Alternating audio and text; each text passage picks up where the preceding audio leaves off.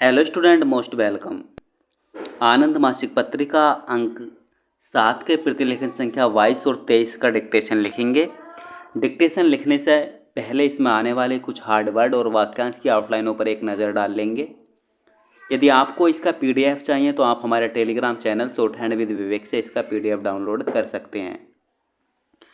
Telegram channel तक पहुंचने के लिए वीडियो के डिस्क्रिप्शन में उसका लिंक दिया है, या आप टेलीग्राम चैनल पर सर्च करेंगे शॉर्ट हैंड विद विवेक तो आपको आसानी से मिल जाएगा। तो चलिए लिखेंगे इसका डिक्टेशन। डिक्टेशन की स्पीड लगभग 100 शब्द पर मिनट रहेगी। तो चलिए डिक्टेशन स्टार्ट करते हैं 5 सेकंड बाद।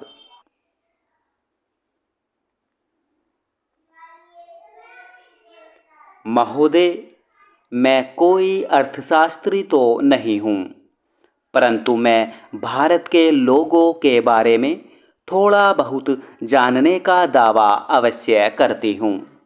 मैं उनकी कठिनाइयों और आकांक्षाओं से परिचित हूँ। पिछले 6 महीनों में कोई भी दिन ऐसा नहीं गया जब मैं देश के हर भाग के कम से कम 200 लोगों से न मिली हूँ। किसी किसी दिन तो मैंने 500 व्यक्तियों से भी भेंट की है। मैं यह स्वीकार करती हूँ कि जब मैं उनसे मिलती हूँ तो अपनी सफलताओं को मैं गर्व की दृष्टि से देखती हूँ। योजनाओं के आकार का प्रश्न तब भी उठाया गया था जबकि मैं सूचना और प्रसारण मंत्री थी।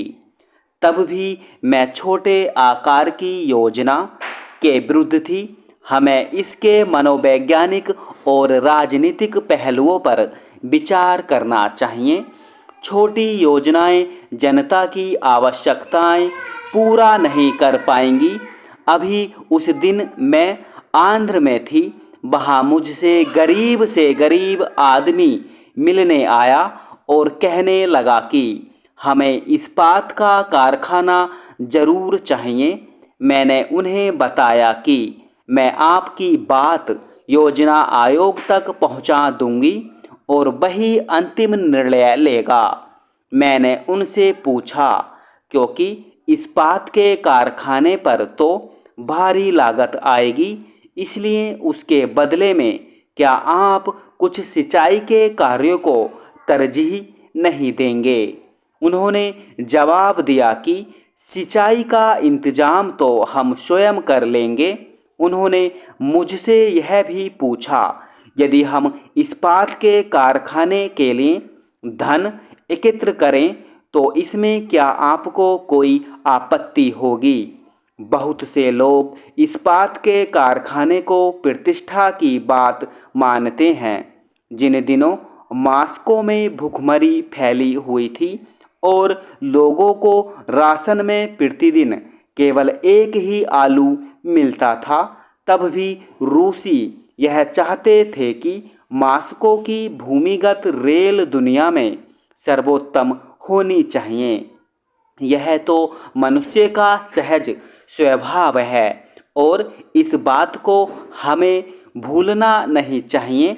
हमारे यहाँ कुछ ऐसी चीज़ें अवश्य होनी चाहिए जो जनमानस को उत्साहित कर सकें। मुझे यह बात सुनने में बड़ी अजीब लगती है कि कोई भारतीय यह कहे कि हमको सफलता नहीं मिली। इतिहास के किसी भी काल से तुलना करें, आर्थिक विकास के क्षेत्र में हम पीछे नहीं हैं। कहने का यह मतलब नहीं है कि सभी क्षेत्रों को समान रूप से लाभ पहुंचा है, न ही जनता के सभी वर्गों ने समान रूप से प्रगति की है।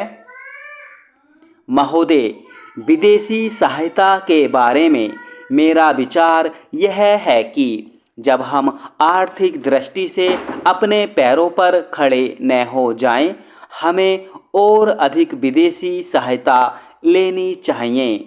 आप जानते हैं कि हमारी योजनाएं इस तरह बनाई गई थीं कि एक विशेष सोपान तक उनके लिए अधिकाधिक सहायता चाहिए। उसके बाद विदेशी सहायता रुक जानी चाहिए। कई लोग कहते हैं कि कुछ वर्ष पहले हमारी यह नीति नहीं थी और यह नेहरू जी की विचारधारा के विपरीत है। ऐसा कहना ठीक नहीं। मैं जानती हूँ कि उनके क्या विचार थे। जब तक हम अपने पैरों पर खड़े न हों, मुझे अधिक विदेशी सहायता मांगने में कोई मानहानि नहीं लगती।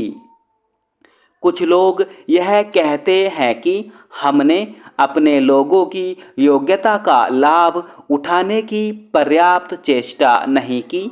मेरा विचार है कि नई क्षमता का उपयोग करने में हमने जो कुछ दिया है कई बार तो करिश्मे या चमत्कार जैसा है।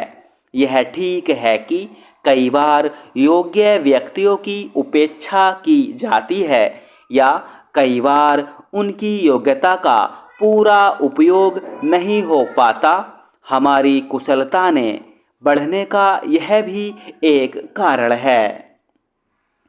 मुझे इसमें कोई संदेह नहीं कि हमारी कठिनाइयाँ बराबर बढ़ती जाएंगी।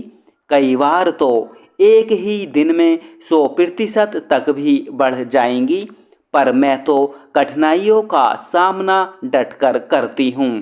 बचपन से ही मैं इस तरह चलती रही हूँ।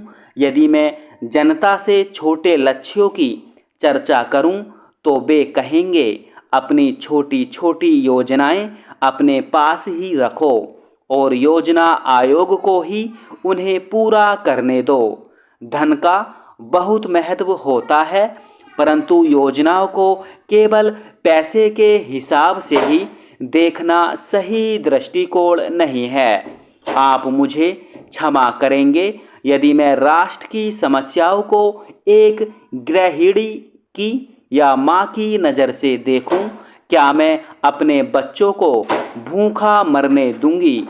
यदि मेरे पास दूध या दवाई या ऐसी ही किसी ज़रूरी चीज़ की कमी है तो मैं हाथ पर हाथ धरकर यह नहीं कहूँगी कि मेरे पास पैसे नहीं हैं। यदि आप गरीब हैं तो इसका यह मतलब नहीं कि आप परिवार को भूखा मरने दें। देश की बुनियादी ज़रूरतें तो पूरी करनी ही पड़ेंगी। हमारे राज्यों की ज़रूरतें क्या हैं? क्या हम अपनी परियोजनाओं के लिए उचित समय पर धन की व्यवस्था कर पाते हैं? स्टॉप।